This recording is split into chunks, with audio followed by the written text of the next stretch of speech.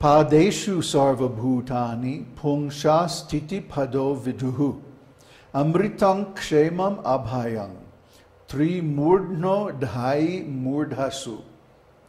The Supreme Personality of Godhead is to be known as the supreme reservoir of all material opulences by 1/4 of his energy in which all living entities exist. Deathlessness, fearlessness, and freedom from the anxieties of old age and disease exist in the kingdom of God, which is beyond the 3 higher planetary systems and beyond the material coverings. This slide shows Lord Mahavishnu. This is Lord Mahavishnu lying in the causal ocean. And from the pores of his body, he emanates so many material universes.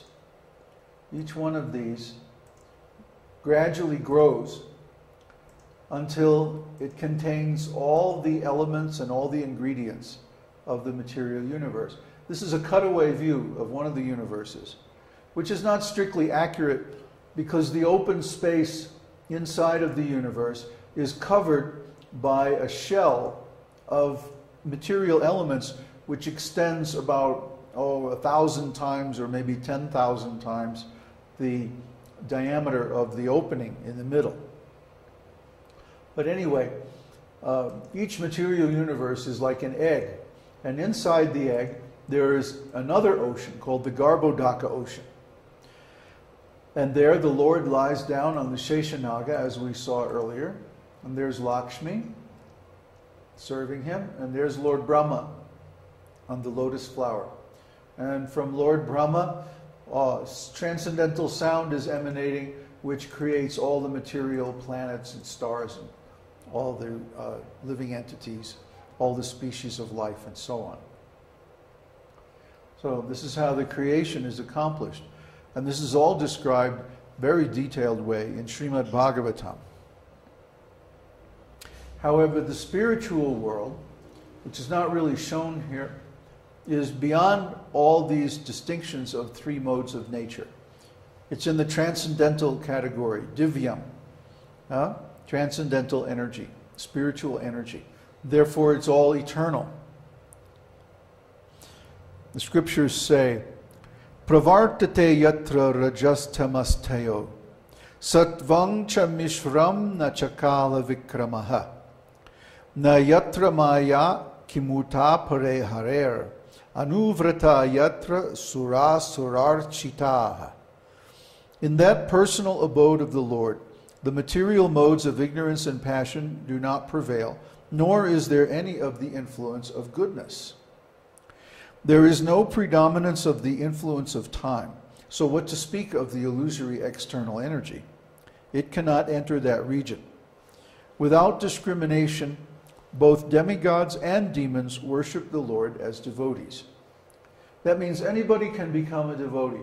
Anybody can go to the spiritual world, whether a demigod or a demon.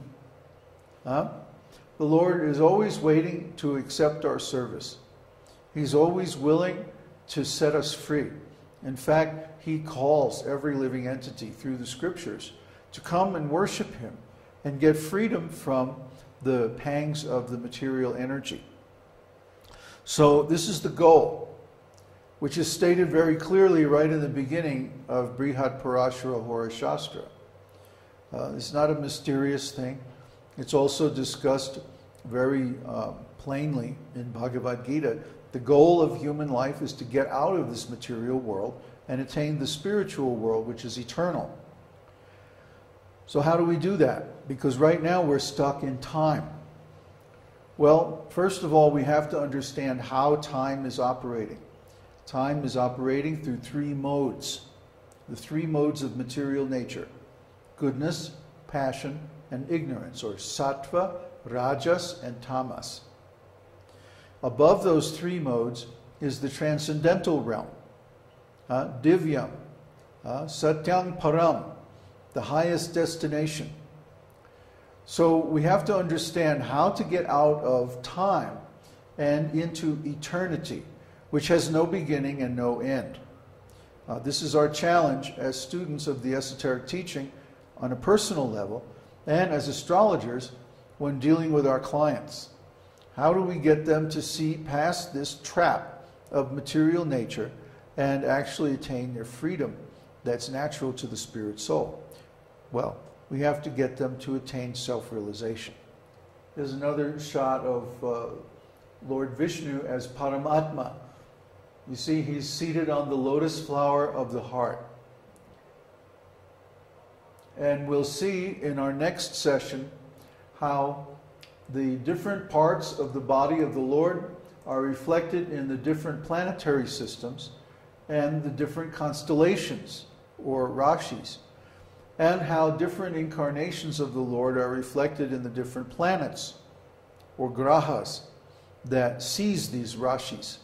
Graha means seizing, grabbing. So the grahas, just like I explained in one place, the astrological chart is like a theatrical set, like a stage with many houses, let's say a street scene. And the planets are like people who inhabit these houses, and they go up and down the street and they enter into different houses and they have different relationships with one another and they perform different activities. So all of these aspects of the astrological chart are actually parts of the body of the Mahapurusha. We have to understand this fundamental fact. Otherwise, the rest of Jyotish makes no sense. Well, it might make sense, but only in a material way. And this is one of the big mistakes that I see in all Western teachings of Jyotish. They don't begin from the fundamentals, that all the signs and planets are reflections of the body of the Lord, or different aspects of the Lord. Not understanding this, one would have a very hard time seeing how the qualities of the various signs and planets are derived. So therefore, we're following Parashara. We're not following any mundane or modern authorities. No Western or materialistic interpretations of astrology or Jyotish. We're following the original Vedic model, which is based on the theistic conception that the stars, planets, signs, houses, and so forth are all different manifestations of the body of the Lord.